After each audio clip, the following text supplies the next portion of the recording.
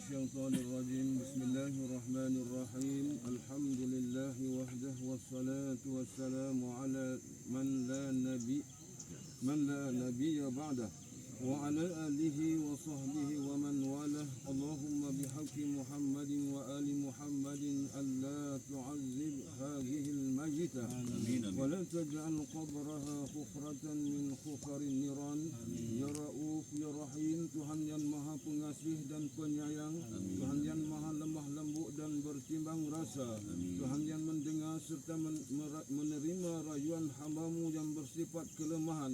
Kami merayu dengan hati yang penuh kesedihan, dengan perasaan terharu penuh pengharapan, dengan berkat tuah Rasul kemuliaan. Mudah-mudahan janganlah hendaknya mayat ini diseksa atau diazabkan. Sesungguhnya adalah hamba-Mu yang dhaif miskin ini terpaksa berpisah dengan segala kekasih, kaum keluarga dan sahabat handainya dengan hati yang hibah dan berduka cita. Ia telah keluar dari alam dunia yang luas terang benderang ini, masuk ke dalam alam akhirat dengan seorang diri, meninggal segala keseronokan, kesukaan dan kelazatan kerana menyahut seruan ilahi Tuhan yang Maha Berkuasa di atas segala hal.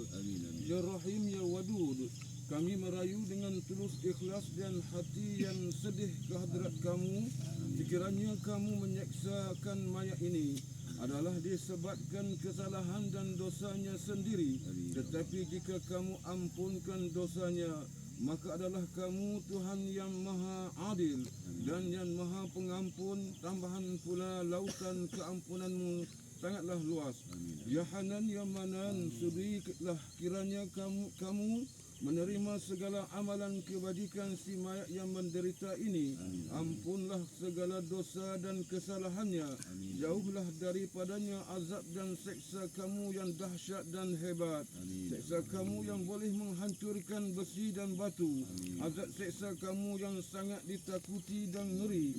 Tidak ada seorang pun yang sanggup melepaskannya. Tidak ada tempat pengharapan, tidak ada tempat perlindungan, melainkan semata-mata kepada Kamu. Wahai Tuhan yang Maha Penyayang, tetapkanlah imannya, cucurilah rahmat keampunan ke atas rohnya. Jadikanlah ia daripada golongan mereka yang mendapat kesenangan dan kebahagiaan. Masukkanlah ia ke dalam kumpulan orang-orang yang salehah. Mudah-mudahan ia berpeluang menjadi ahli syurga yang dicintai dan terselamat ia daripada azab seksa api neraka jahanam.